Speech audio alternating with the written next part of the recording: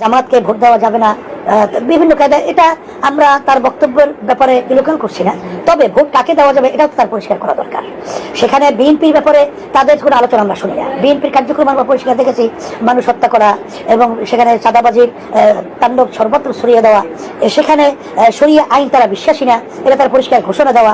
এরপরে তারা মৌলবাদীর অভয়ারণ্য বাংলাদেশে না হয় এ ব্যাপারে তাদের পরিষ্কার তারেক রহমান ঘোষণা দিয়েছে। জামাত ইসলামীকে ভণ্ড ইসলামী দল বলে মন্তব্য করেছেন হেফাজতের আমির মহিবুল্লাহ বাবুনগরী। তিনি বলেন, জামাত ইসলামী মওদুদির ইসলাম প্রতিষ্ঠা করতে চায়, মদিনার ইসলাম নয়। জামায়াতে ইসলামীর সাথে জোট করার বিষয়ে সতর্ক থাকার আহ্বান জানিয়েছেন হেফাজতে ইসলামীর কেন্দ্রীয় আমির মাওলানা মহিবুল্লাহ বাবুনগরী।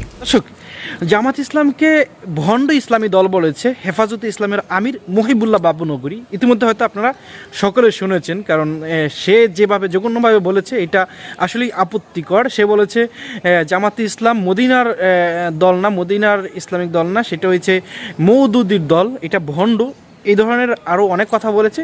তো এই বিষয়ে নতুন করে চরমনাই পীর সাহেব সে কি কথা বলেছে, সে খুব সুন্দর কথা বলেছে, সেটা শুনে আপনারাও খুশি হয়ে যাবেন, ভালো লাগছে কথাগুলো।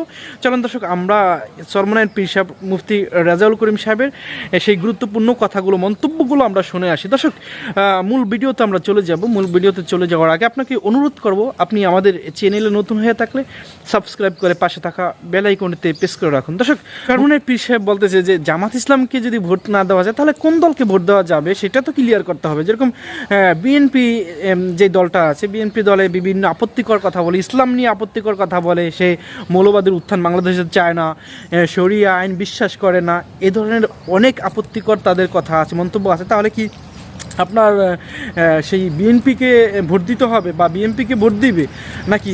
সে একথাও বলেছে যে ইসলামিক দলগুলো ঐক্য করে তাদেরকে ভোট দিতে হবে, এরকম কথা তো সেই হেফাজতে ইসলামের আমির কিন্তু বলে না। সে বলছে মানে একেবারে জামাত ইসলামকে নিয়ে সে যেই মন্তব্যগুলো করেছে, জঘন্য মন্তব্যগুলো করেছে, আসলেই এগুলো আপত্তিকর। এগুলো দেখার জন্য এই মুহূর্তে আমরা কিন্তু প্রস্তুত ছিলাম না। চলেন দর্শক, কথা না বাড়ি আমরা মূল ভিডিওতে চলে যাই। জামাতকে ভোট দেওয়া যাবে না, বিভিন্ন কায়দা, এটা আমরা তার বক্তব্যের ব্যাপারে বিলোচনা করছি না।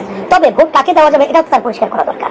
সেখানে বিএনপির ব্যাপারে তাদের কোনো আলোচনা আমরা শুনি না। বিএনপির কার্যক্রম আমরা পরিষ্কার দেখেছি, মানুষ হত্যা করা এবং সেখানে চাঁদাবাজির তাণ্ডব সর্বত্র ছড়িয়ে দেওয়া, সেখানে শরিয়া আইন তারা বিশ্বাসী না, এটা তার পরিষ্কার ঘোষণা দেওয়া।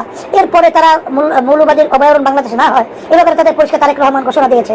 এবার ইসলাম পন্থাদের শক্তি উত্থান এটা তারা সহ্য করতে পারে না, এ ব্যাপারে তো আলোচনা করা উচিত। এবং ইসলামের পক্ষে বিতর্কের বাইরে যে ইসলামী দলগুলো আছে তাদেরকে একত্রিত হইয়া ইসলামের পক্ষে ভোট দেওয়ার ব্যাপারে এই আহ্বান মুরব্বীদের থেকে থাকা উচিত।